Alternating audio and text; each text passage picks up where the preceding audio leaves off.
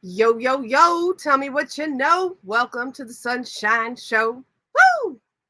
You guys, girls, ladies, gentlemen, I have such a special treat for you this afternoon, this morning, this evening, wherever in the world you may roam, because that's right, the Sunshine Show is worldwide.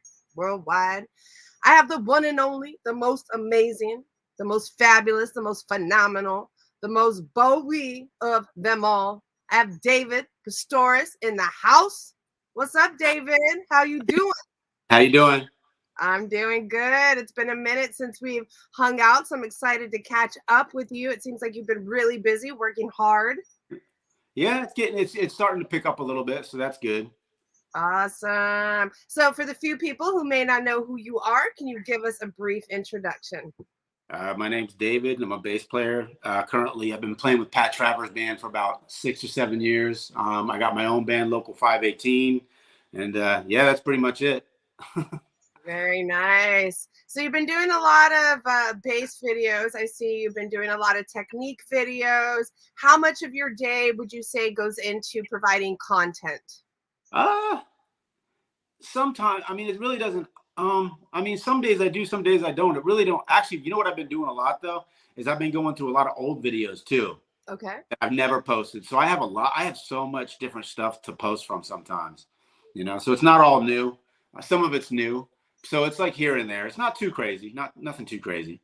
Nice. But yeah. Very cool. And how's your Patreon and all your other adventures been going for you? I haven't really been doing Patreon in a while, but the other stuff is still good. I'm just Instagram, Facebook, nothing. Yeah, that's about it.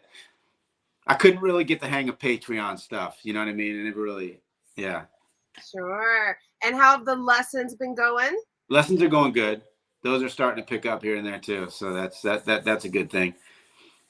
All right, very, very cool. All right, guys, you're hanging out with the one and only David Pastorius. You have any questions, comments, suggestions, drop them there in the comment section, and I will get to them as soon as possible. This episode has been brought to you in part by Bass Players United. Thank you guys so much for hanging out with us. Let's check out the chat. We got Gabriel Walker in the house. Hey, David, what do you think of John Mung? Oh man, John Mung. Oh, Gabriel, what's up, man? I know him. He's great himself, but I don't. Oh, John Myung. He's a beast. I just read it. Yeah, John Myung is amazing. Yeah, definitely Dream Theater. Yeah, he's one of them. Scary, inspiring bass players. Very nice. We got Mike Torn of the BPU family, John Hines, the big old nasty get down. What's up, John? Mike D. He says, "Hey Dave, love your uncle's music. You are great. Thanks for your contributions to music." Thank you. I appreciate that. All right. So David, how did you get into bass? I know this story, but for those that may not know the story, please share.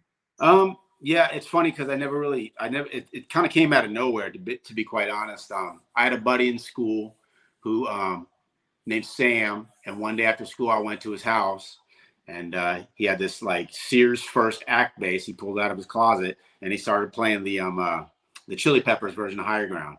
And I was like, I remember it was funny because I was like, dude, what instrument is that? That's how much I knew.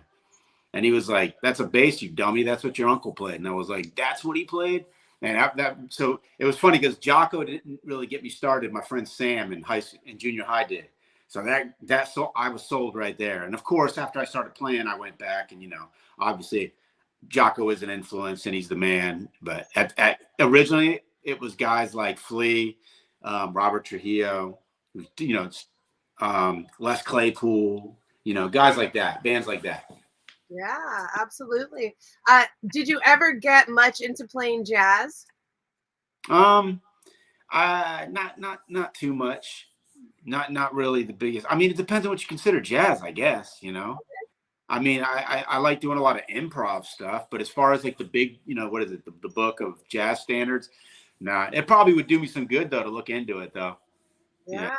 Do you read much, or do you mostly? I don't read a lick. But lately it's funny. I've been really getting into some more theory, and it's really like I feel like I just with theory it's weird because you feel like you take a step back when you start learning stuff, but then it pushes you forward. Sure. And it's weird. It's all about making connections with music theory, and feel like recently I hit a spot where it's like, it's exciting.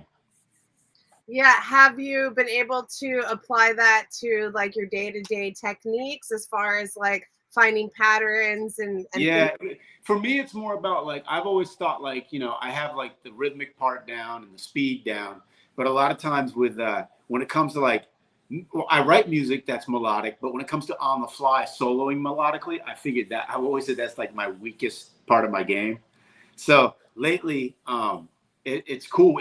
Learning more theory and modes and all that stuff has actually allows me to slow down and play notes that mean more as opposed to relying on speed. And then when you pull the speed out, it's even more impressive. So, is it hard for you to like play whole notes and quarter notes? Not during the song, not during like the song. I'll play whatever for the song. I mean, believe it or not, I tell people all the time, don't worry, I play bass too. So, but when it comes to like my spots to solo, like with whether it be with Pat or with Local 518, a lot of times I find myself relying on speed, which is why I'm saying now learning a little theory and modes and how they work over chord changes has allowed me to like slow down and play more meaningful notes as opposed to barrages. But don't worry, I'll still do barrages of notes too. That's And is there a specific book that you are studying, or are you learning off of YouTube? YouTube. That's pretty much it. Just Yeah. YouTube. I've been going on. The one thing I like is like ear training stuff, like going in and like listening to say songs that are in Phrygian, songs that are in Locrian, songs that are in Mixolydian, and getting the sounds down so you can kind of tell when you listen to a song, and then you can apply. It's kind of neat. Yeah. All right, let's see. Question from David. Thank you, David, for hanging out with us today. He says, I can't tell how old you are, so I don't know if you ever met or heard Uncle Jocko play. Did you? He died. He passed away in '87. I was 10, so I'm 46 now. But I really didn't. I met Jocko twice. I met him, one time he was stone cold sober. One time he wasn't quite so sober. But Wow. yeah. Very Funny cool. when he was completely sober, he was like really quiet, kind of shy. But yeah. So I didn't really know him too well. All right, let's see. Gabriel Walker. Who inspired you to tap the bass? The first tapping I really got into, there was a bass player that he had. I don't know if it was Guitar Magazine or Bass Player Magazine, but he had an article. I think he passed away a few years ago. I don't know how, but his name was Randy Coven, and he had these it was basically tapping arpeggios, which I started. That's like the first things. Some of the first stuff I started working on was that. So Randy Coven got me started with tapping. But now flash forward, there's guys like John Ferreira, who to me is like one of my, for tapping, that guy's next level. He's just next level bass player. He's scary. So he's one of the guys I try to steal from. And do you take much bass lessons these days, or are you just giving the bass lessons? I take bass lessons every time I watch YouTube videos. You know what I mean? Like Derek Bennett. I like all these guys. Cody Wright, John Ferreira. So, but as far as lessons, no, I don't. I just kind of giving lessons. Have you ever taken any lessons? When I first started playing, I took a few. I was I was too young back then. I was just more focused on trying to learn songs, and I didn't have the patience for it. I barely have the patience to learn music theory now, but. Very nice. So you actually went on tour with Tech Nine a couple of years back. Can you tell us how you got that opportunity and what that experience was like for you? Yeah, Tech Nine. I've been listening to Tech Nine for years before I got that gig. So I was a big fan before I got the gig. And I've always felt like Tech Nine kind of was like an inspiration to me as a bassist, believe it or not. Like vocally, the way he does his vocals, I always felt like bass-wise, I kind of play like he raps a little bit at times. And so I had this idea. There's a song of his called Questions originally that I said I was going to cover, but I was going to follow his voice on the bass. And I did that, and then we did a video for it. And then it was funny. Actually, Robert Trujillo helped me get in contact with Tech, because we know Robert through all the Jocko, the documentary he did. David Pastorius has left. But prior to that, he what was I saying? Oh yeah, prior to that, prior to the the Jocko documentary, I forget how long he's known the family, but it's been for a long time. But anyway, so I was trying to get this video to Tech, and I was on the phone with him. And at the time, Tech Nine was doing an album with Ross Robinson. Okay. And I mentioned, I was like, yeah, because Robert didn't know who Tech was at that time. And I was like telling him all about him. I sent him a couple documentaries on him. And he was like, well, where's he out of? Kansas City? And I was like, well, right now he's in California doing now with Ross Robinson. And Tech's like, he's like, that's my neighbor. And I'm like, what? And he was like, don't worry. And like a couple weeks later, all of a sudden I saw Tech Nine was sharing my video on his page and this and that. And then flash forward like a month or so, and Travis, the president of Strange Music, called me, said he was doing a tour with a live band, asked me if I wanted to play bass. So yeah, and that was it. It was amazing. It was a great, it was a great experience, great learning experience. That is so cool. Oh my gosh. It's like almost like manifesting, your dreams and who you want to play with. I remember interviewing Raw Diaz of Suicidal Tendencies and now Korn, and he sort of was the same thing. He loved the Suicidal Tendencies music. He was like the president of their fan club, and the next thing you know, he is actually playing bass for them. So, That's so awesome. Yeah, he's great. He's awesome. Yeah, I would love to have that gig too. I've always Suicidal Tendencies, Infectious, one of my favorite bands too. All right, let's see. Next question. What's the hardest thing anyone's ever given you to play? I can't. The hardest, like music. I know the most nervous I've ever been having to play, and that was when I did some shows with the Jocko Big Band. Okay. And it was playing Opus Pocus and some other. I forget what other song I did, but Opus Pocus, which it wasn't like the hardest to learn, but that was the most pressure to be on stage playing with those guys. I felt pretty. I felt pretty out of my element. Now, tell me a little bit more about the Jocko Big Band. It was Peter Graves' orchestra, which when Jocko was alive, he had the Jocko's Big Band was Peter Graves' orchestra. So now after the fact, years later, Peter Graves put out a few Jocko Big Band albums where they covered his music. Oh. They invited all these bass players, like Victor Wooten's on it, bunch of other, Jimmy Haslip. There's so many other guys too. Richard Bono was on it, all these guys. And then I got invited to play Opus Pocus. So I did that. And then when he did a tour of Japan, I went over there for like a week and a half, 2 weeks, and, came out and played with them. Wow. Yeah, so that was pretty intimidating. So what do you do to prepare yourself for a show where you may be nervous like that? Just I don't know. It's weird. Like I just practiced. That's what I was gonna say. I think like you just really got to have your stuff down. You've got to like know your parts from the beginning to the end, and then you're good, right? Pretty much, yeah. That and just like not practice and don't worry so much because whatever happens, you'll be you'll probably most likely you'll wake up the next morning and you'll be okay. So try not to put too much pressure on yourself too, because that'll freak you out. Yeah, absolutely. All right. Do you have your bass around? Can you show us what you're playing on these days? Is it still Sandberg? I have the Sandberg and the Marlowe, same two basses. All right. Very nice. Yeah. And how have those been treating you lately? They're doing fine. They're good. So yeah, lately I've been playing the Marlowe bass a little bit more, but that's probably because I broke a string on the Sandberg. I just ain't changed it yet. How often are you changing your strings these days, David? I break them. I change my strings when I break a string. That's pretty much it. It's embarrassing how long I leave my strings on at times. I've probably had strings on for a year at a time. And then usually it's the G that breaks, and then I'll change the whole set. I was just saying this exact thing the other day to Kelsey and Sarah Kramer from Bass Players United a couple like last week, I think. I was like, my G string always breaks, no pun intended. Yeah. Always the G string. And then I end up having to change everything.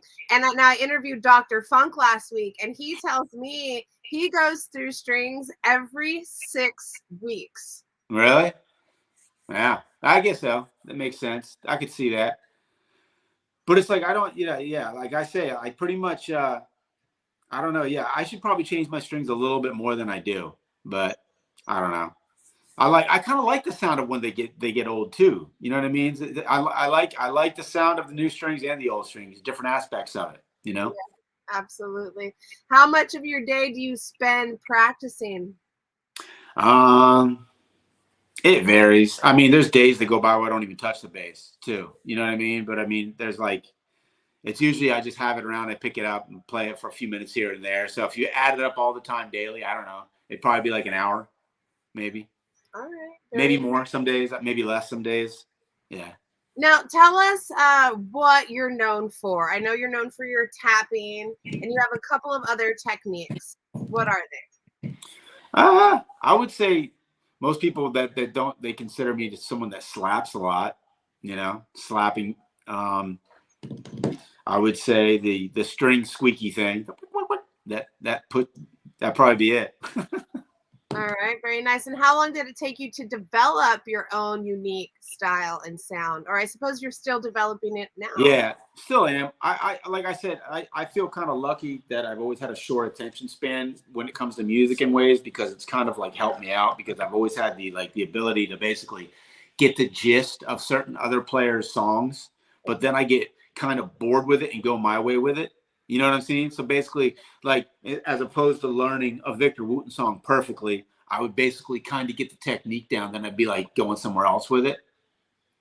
You know, as opposed same with other guys I listen to, John Ferreira and these other guys. I kind of do that. I don't really want to be a clone of anybody. Stu Ham, Lewis Johnson, all those guys, you know. Stu Ham. Speaking of Stu Ham, he will be on the Sunshine Show tomorrow. That's good. He's great. I met him. When I first started playing bass. I'd probably been playing bass for maybe 2 weeks when I met him. Because he probably the album never got released, but my dad was a musician. He was a singer in a band. He's an accountant now, but back in the day, he had a band called The Warning, and Stu Ham played on one of his songs, and it's awesome. But yeah, it never got released. But What? Well, I yeah, think you need to make it happen. Like what? yeah, I would have to. Yeah, I'll talk to my dad about that. I don't know. Yeah, we'll see. That'd be cool because it's really good material. Wait, you didn't tell me your dad was a singer. I didn't know this. Yeah, back in the day, he was. He's been a long time though. So yeah. Oh my gosh. So do you sing also? No, no. But my dad, he was more like spoken word. Like his band was pretty intense. It was like jazz. It was like jazz meets Henry Rollins meets like Jim Morrison. It's kind of crazy. Yeah, really cool stuff actually. Wow, Yeah. that is crazy. So Jocko is actually related on your mom's side, No, right? Jocko's on my dad's side. Oh, Jocko's he's yeah, yeah, okay. yeah. Wow. So it just runs thick in the blood on dad's side of the family. Yeah, and then if you look up Jack Pastorius, that's my grandfather, Jocko, my dad's father. He was a jazz drummer and singer too. So you should check his stuff. He has some songs on YouTube. It's pretty badass. Wow, that is crazy. Now I've seen a couple of bassists that have Pastorius as the last name. Are you friends with these other bassists in the game? Who's that? Like Felix Pastorius? I think so, That's yes. my cousin. Yeah, Felix. Yeah. I mean, we don't really speak too much. We're doing our own thing. You know what I mean? But yeah, we're that's my cousin. We're cool. That is crazy. All right, let's see. Gabriel Walker on the YouTube. Do you like or listen to classical music, or do you ever do classical tapping pieces on the bass?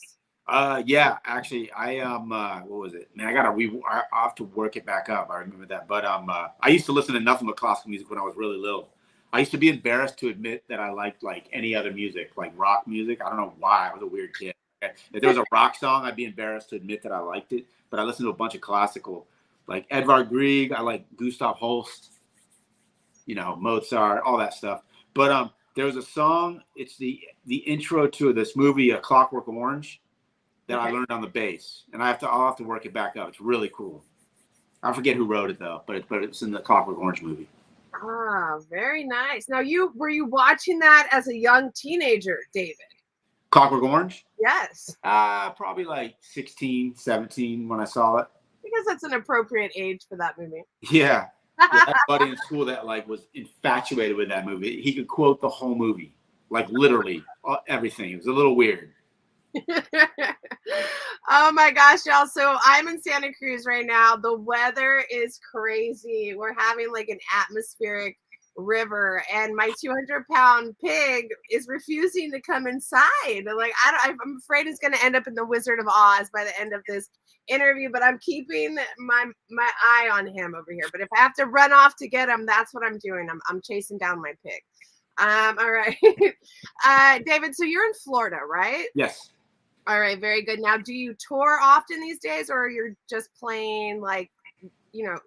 Lately, the last thing I did with Pat was we did the On the Blue cruise, which was awesome, the cruise ship gig. But it's been a few months, but now we got stuff coming up that's being booked, so it's been a little while. But I'm also trying to book for Local 518 this year. I really want to get busy with my band also. Local 518. Now, you just put out an album last year. With Pat, I did. Okay. Yeah. You haven't put out an album with your band yet? Oh yeah, we got 2 albums out. We actually have a 3rd album. It's just got to get finished, but it's like, yeah. So, or something. It needs something. At some point, we'll do that. But yeah. Let's see. Adam Hill says that Wendy Carlos wrote the Clockwork Orange music. Thank you. Oh yeah, yeah. But it was a piece. But the piece that I'm playing, I think, was by, I don't know, it's either not Mozart or Bach or someone that's in the. Yeah, I'll have to look it up, but yeah, it's a really cool piece, whatever it is. Nice. Have you ever met Les Claypool, or have you seen him live? Never met him, never seen him live, but I am a fan. Interesting. All right, so you said you're missing a little something special for this music. What is the special oomph that we're looking for? I mean, if we knew, then with instrumental music, a lot of times it's probably more of like I don't know. A lot of times, some of the songs, they sound really good, but they're like missing maybe a head, like what they call it in jazz, or like what you'd call the vocal part. Okay. But I don't know. Maybe it needs a vocalist. But it's like I don't want to get the wrong vocalist on my music because that would just make it be stupid. Have you ever thought of trying to sing yourself? No, I'm scared to death of that. I won't sing. I'm telling you, the first instrument was voice, and if you just put on some earphones and practice a little bit of ear training every day, you too, David Pastorius, can be a great singer. Yeah, I mean, it's like I'm like, yeah, even if technically I can, it's just I don't know. I have a fear of a mic. I feel fine on stage just playing bass. I never get shy, but if I had to talk in a mic, even talking into a mic, I get really like weirded out. I'm better than I used to be though. I used to be a lot more shy about that stuff, but I'm getting better at it. Do you get stage fright at all? Not really. No, I don't really. Not when it comes to playing. So, like I said, if there was a part where I had to like, I don't know, introduce stuff or talk in the band, then I get like really kind of like weirded out. I don't know what it is. I don't know why, but yeah, it happens. Yeah, all good. Let's see. John Hines with the big old nasty get down. He says, I can find you some killer vocalists, David. That would be cool, John. Yeah, definitely. I know John works with great people. So yeah, I would absolutely like to hear some of the people I respect his opinion. Did you see the picture of him with little Ellen? And yeah, that was awesome. Was it with Josh Paul too, right? Josh Paul, yes. Where are they at? What are they doing? They were in Vegas, I believe, at Jane's Addiction. Very cool. But they all are working together. It's like a meeting of the minds. They are all working, I believe, on the next Big Ol' Nasty Get Down album. Yeah, they're all so good. Josh Paul's scary good. He's one of my favorites too. I forgot to mention him. That guy's ridiculous. Yeah. And he's such a cool dude. He's a nice guy too. So there you go. Super down to earth. All right, let's see. Psych says, Seek, let your dad be an influence on vocals. I was thinking the same thing. Yeah, no, my dad don't really do that anymore. My dad's pretty much he I don't know. He's not really into the music thing anymore. I'll just put it like that. And does he go to your shows at all? He's occasionally come out. He's got lots of good ideas. He always has. But as far as like going to shows or going to clubs and this and that, no, he don't do that. But occasionally he'll come out to stuff, you know, but he's not really. It's been a while since he's probably been out. I don't even think he's seen me with Pat yet. Maybe he did. Yeah, no, he did see me with Pat one time. But yeah, he pretty much just stays at home. Yeah. All right. Very cool. What's it like working with some of your like, heroes? These people that you're looking up to, and now you get to like work side by side with them. It's cool. I can't really. No, I don't really know what else too much to say about it. As far as like, I mean, you mean like working with like people like Tech Nine and stuff like that? Well, I mean, yeah, even Pat, I feel like, you're like Pat's working. just Pat is just a great guy. Pat's really cool. And he's really easy to work with. He's laid back. There's no weirdness with him. He's super cool. He's always been super cool. He lets me. I mean, the guy lets me sell my own albums at his shows, and lets people know that I have my own albums for sale. Like, he's very down to earth. A lot of artists won't let you do that. Amazing. So, your original band is mostly instrumentals, or the two albums that you've dropped are instrumentals. Yeah. How is it writing an instrumental album, songs? Where do you get the ideas, the influence? Because I feel like sometimes it's a little different when you have vocals attached to a song, whereas when you're just, processing, the instrumentation of the song. For instrumental stuff, I pretty much, it's a lot of Local 518's music is set up for vocals. We just don't have a vocalist, but we just, in place of the vocals, they'll be like, like a melody or a head. It'll be like a verse, and then there's a chorus, same kind of thing. The second album that we put out, I pretty much wrote most of that on this little toy, what was it, ukulele, way back in the day that I had, and I just kept on coming up with parts on it. And then, we'd have practice, and I'd get the guitar player this part and chords, and then I'd have a bass line, and a lot of it we came up with together from just jamming and rehearsing together. You know what I mean?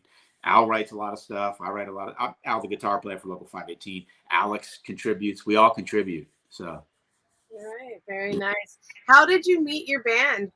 I met I met Al, the guitar player, first at a jam night years ago. I don't even. It was like early 2000s, maybe around 2000. I don't know. Yeah, it's been a long time. But apparently he told me he was living in Vero Beach, which is about like 35 minutes south of me.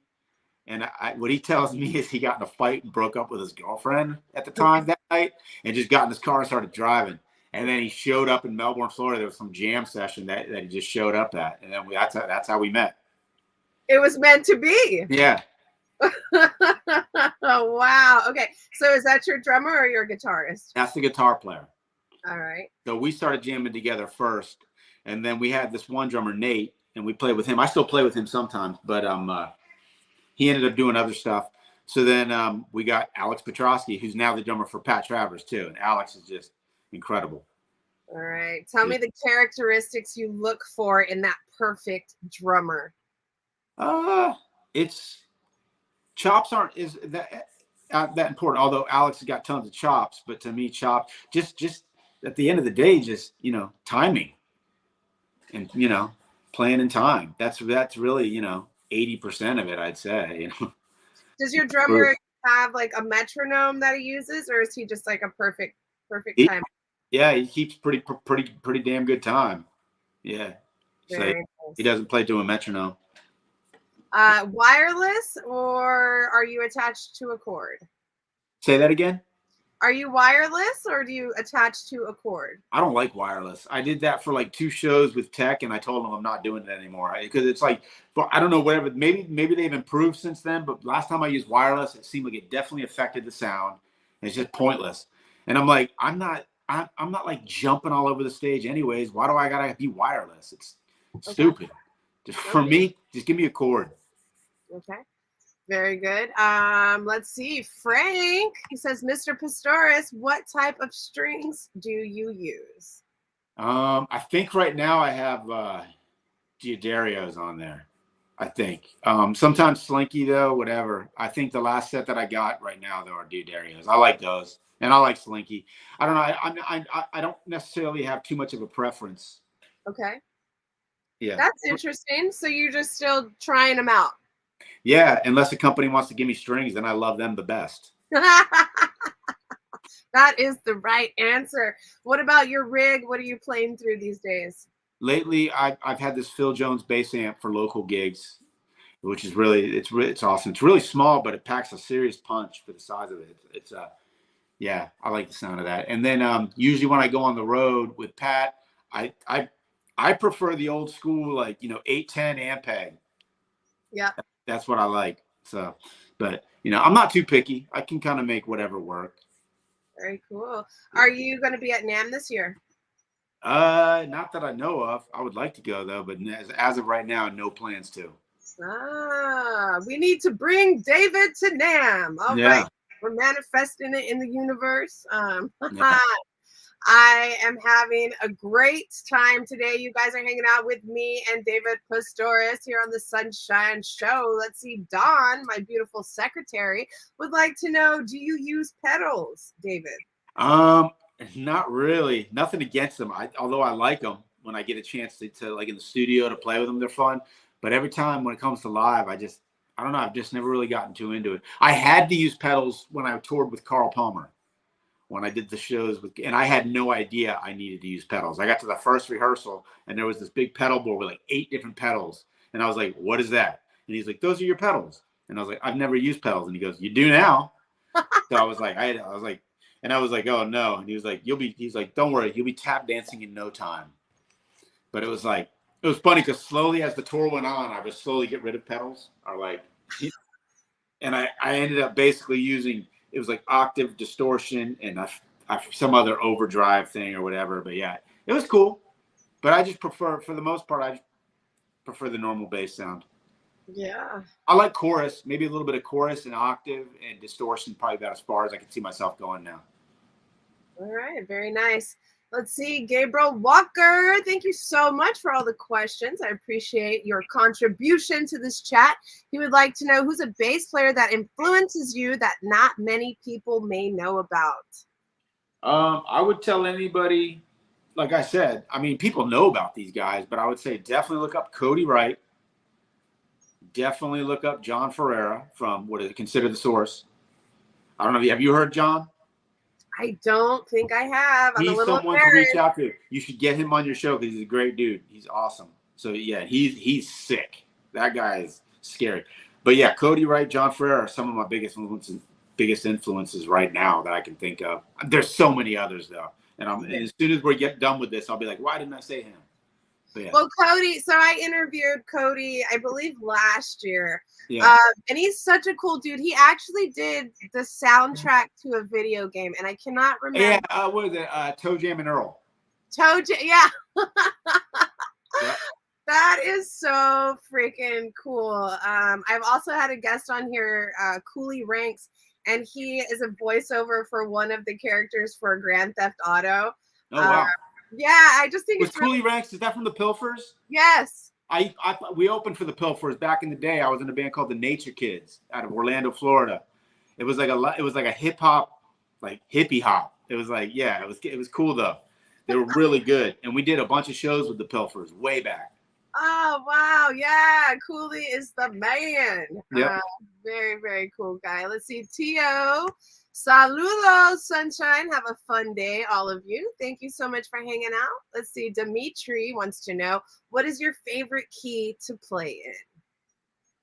I mean, favorite? I don't know. I like, man. I mean, I'm trying to think what means favorite. Like what most songs that I write are in, because there's a bunch of different keys for that. But I mean, we all like for slapping, we all like E. But I mean, I don't feel like playing an A or B or C really affects my slapping too much either, though. So yeah, I like them all. Very nice. How long did it take you to really perfect that slap that you have? I mean, because you got it down already. So I mean, you're not really working on that anymore. Was it years? No, there's some guys that I see that I'm still like, yeah, there's still a lot of work to do on everything. But for what I do, I mean, it's been years of just playing and practicing.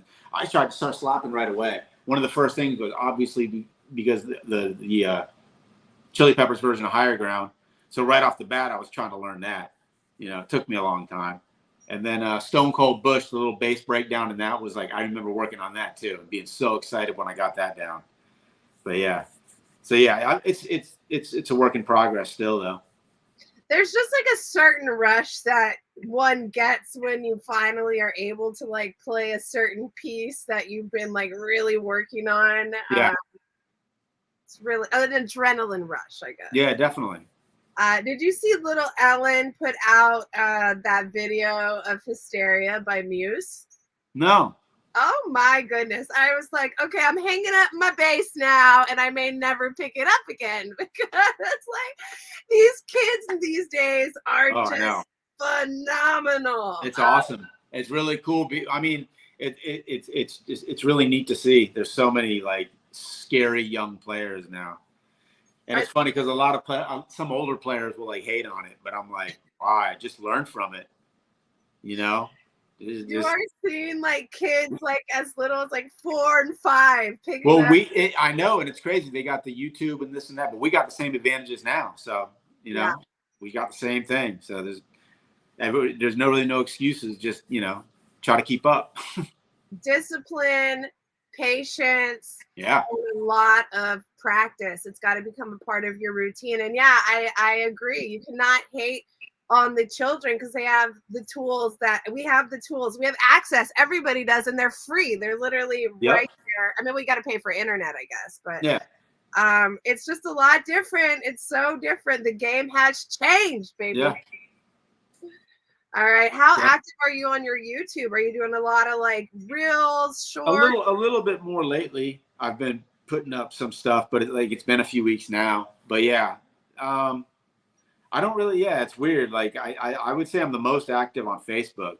I don't know if that's like, not as hip anymore or not. But I guess Instagram is. I don't really do like I have, what is it? A while ago I have TikTok, but I don't even mess with that. That seems I never really got into TikTok. It's hard now that all these platforms are becoming available to figure out like which one to really dedicate your time to. I've been doing a lot of YouTube research just trying to figure out which ones actually pay, which ones are actually worth putting the time and investment into. And it looks like the YouTube shorts are actually like paying out. And really? Yeah. And what is it? Instagram too. Like, it was crazy because I did one, and after you get up to a certain amount, the money drops. Like, oh really? Yeah, for a month. Like I was excited. I was like, oh man, I got up to $100 on these reels. And then after $100, it goes down to like, what is it, like 5 or 10 cents every 1,000 views. And I was like, whoa, okay, but hey. So. Interesting. See, I didn't know that part about it. Yeah. Because I feel like as musicians, we always have to like figure out different like sources of income and streams of like income that we can have on the side. So I've always been, and like I see people that are killing it, right? Like these YouTubers, they have like hundreds of thousands of like dollars and Unless you do that, I mean, for musicians, it's still the old live gigs. That's how you make money. At the end of the day, it's always live gigs. Unless you're like, like Davey 504, whatever he does, he does a lot of he obviously probably does pretty well, but that's so few and far between the guys that can do that. We did have, let's see, Gabriel did bring up Davey 504 here in the comments. What's your opinion on Davey 504? We've been trying to get you featured on Davey 504. I would love to. Yeah, Davey's great. He's awesome. I saw he did some live stuff recently, right? Did he do some live show or something? I believe so. Yeah. He's great. I would love to be featured by him on something. But yeah, he's good. Let's see. Timothy says, I'm very interested in writing a non-tonal 12-note piece for bass guitar and piano. Yep, it's a great instrument. It is the best instrument, in my opinion. Yeah. It's so what is it? A 12-note atonal what? A non-tonal 12-note piece for bass guitar and piano. Yeah. Non-tonal. I don't know. I feel like I kind of have to process that for a minute. Is that like atonal, where it doesn't necessarily follow any specific chord changes or something? Yeah, I don't know. I don't know, Timothy. Interesting. you'd like to expand on that, we're listening. All right, I recently had Billy Sheehan on the show, and we had so much fun. They recently announced their new drummer, also for the Mr. Big reunion tour that's coming up. I'm super stoked about that. Have you been able to see Billy Sheehan live? No, but he's incredible. I met him at NAMM one time. He was really nice, but never seen him live. He has a really great tapping technique as well. Yeah. It's funny because it's weird because it's funny that I play music for a living, but it's like I realized this a while ago. I'm not the biggest live show person. I don't really go to that many live shows. I remember going to see Faith No More when I was younger, which is like one of my all-time favorite bands, and begging my friends to leave before they came on because I was getting bored. Wow. And I was like, thank God they told me you're crazy, we're not leaving, because they were amazing. But I was just like, I don't know. I've always been like, I enjoy every time I see like live bands. I'm like, man, I wish I was up there playing. Yeah. I always get jealous like that too when I go to a show. I'm like, I should be that bass player up there. Yeah, it's like the meme where they show the guy with the football gear on, like watching the football game, and it's like that's what you feel like at a live show. Like you want to be put me in, coach. All right, let's see. Next question. How did you like working with Dr. Funk? Oh, it was cool. It was weird. I think we could have done that thing a whole lot better than it was, but it was cool. You know, I wish I'm not too tech savvy, and I don't think he's too tech savvy either. But it would be really cool to just like go into a studio, send me a track, and then we could do the phone video, but at least the sound would match up a little better. Yeah. So yeah. We will. I kind of rushed it. I wish I would have had more time to like really, come up with. It was cool though. I'm not gonna. Yeah, it was cool. How does it feel always having Jocko thrown into the mix? Is it like a feeling of being like overwhelmed? Are you used to it already? I'm used to it. It depends on how it's done. It depends on how it's done. If I've had situations where I've literally, not even had my name said and just get referred to as Jocko's nephew. I think that's bogus. I think that's kind of, but I understand why people, it's just recently, it's funny because just recently I played a gig last weekend with Tyrone Vaughn. That's Stevie Ray Vaughan's nephew. Okay. Right. So I get this gig and I find myself telling people, oh, Stevie Ray Vaughan's nephew, Stevie Ray Vaughan's nephew. And I was like, oh shit. So I get it. It's natural. It's a normal thing to do. So I don't like, but I always tell people that the thing about Pastorius is like a rare name. So they're like with Pat does it the right way. Pat never says my name till the end of the show. And he doesn't say Jocko's nephew. He just says David Pastorius because that's my name. And then people are like, wow, I wonder if he's related. And then when I tell them, it's the response is way more accepting as opposed to like, oh, David Jocko's nephew on bass. People are like immediately kind of like, who cares? You know what I'm saying? People are weird like that. Interesting. All right, let's see. Do you have an opinion on Michael Manring or Charles? I cannot pronounce Charles Berthoud. I can't. It's funny. I have an opinion on both those guys. They're both absolute beasts. Gary, Charles Berthoud, I think that's how you say his name. I hope. Okay. That guy's technically that guy to me, it might be the most incredible technically that I've heard lately. Michael Manring too, incredible. Yeah. Speaking of Michael Manring, I have him on the show this Friday, St. Patrick's Day. Oh, dude, I'm gonna have to. I would like to meet that guy. I'll have to like say hey when you have him on. Oh yeah, I'm excited. I'm interviewing him with Xander Zahn. Oh, Xander Zahn! Wow, that's incredible. Yeah, and so we're gonna do a special 1 p.m. Pacific time on Friday. So yeah, cool. Like come hang out, everybody. It's gonna be fun. It's Bass Week here on the Sunshine Show, so we're having a good time. We're hanging out with David Pastorius. We're gonna start wrapping this up in a minute. If you guys have any last minute questions, drop them there in the chat. All right, David. So what do you have coming up that you can promote? How can we come see you live? I have a show coming up. Well, local shows here in Florida for right now. I got Jupiter, Florida, a place called Double Roads Tavern, playing on the 30th, local 518. That's a Thursday. What do we got? Oh, well, it's not till I think it's like June is it June 3rd? Actually, Local 518, we're opening for Pat Travers. So I'm gonna be, yeah, in North Carolina at this place called Saloon Studios. Really looking forward to that. So you're playing double duty then? Yeah, me and Alex are both playing double duty. Oh wow, that should be fun and exhausting all at the same time. No, it'll be cool. Yeah, I'm looking forward to that. But lately, just nothing really too much. I don't know too much of what's going on with Pat yet, but I know we're getting shows booked coming up for like May and June. April, we got a couple, but yeah, those are here in Florida.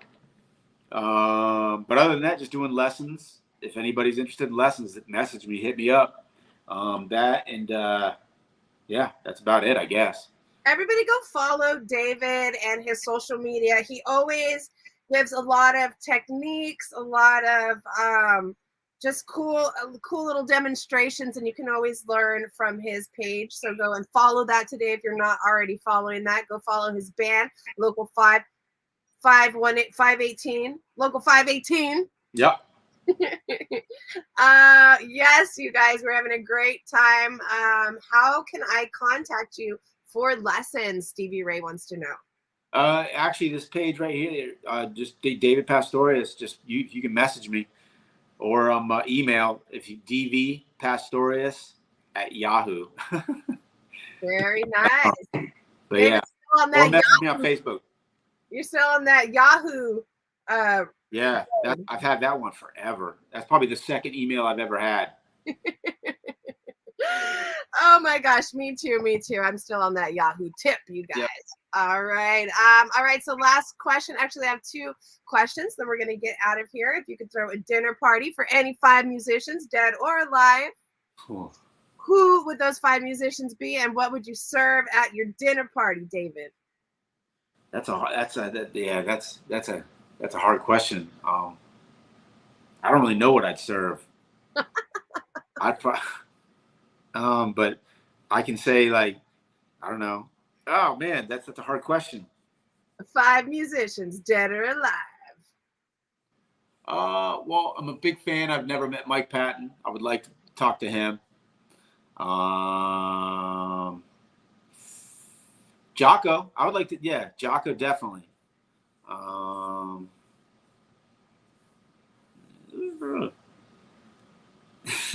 There's so many, but that question's like I'm trying to think. Dead or alive? I'd probably rather go with more alive right now. So you don't want no ghosts at Danny Elfman. Party. Danny Elfman. Ooh. 3.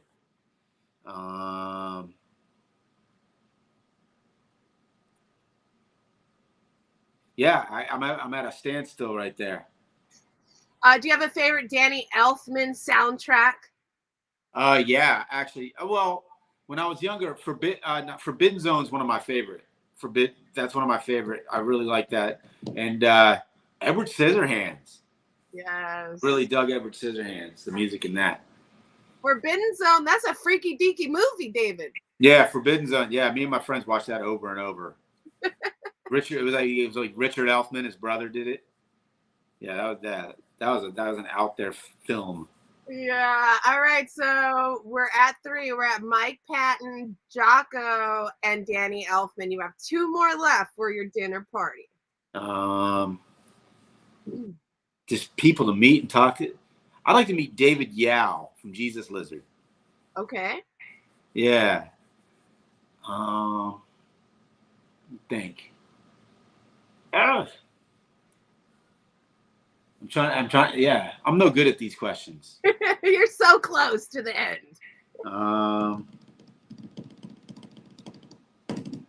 Because it's like I like so much music, but it's like when I'm put on the spot like that, it's like my mind just goes blank. HR.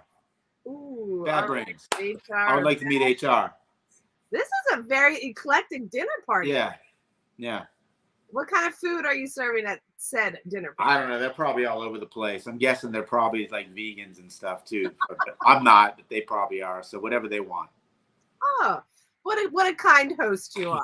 Yeah. Very nice. All right. Stevie Ray May wants to make sure that is your email address. Can you see that down there? DV Pastorius. Yes, that is it.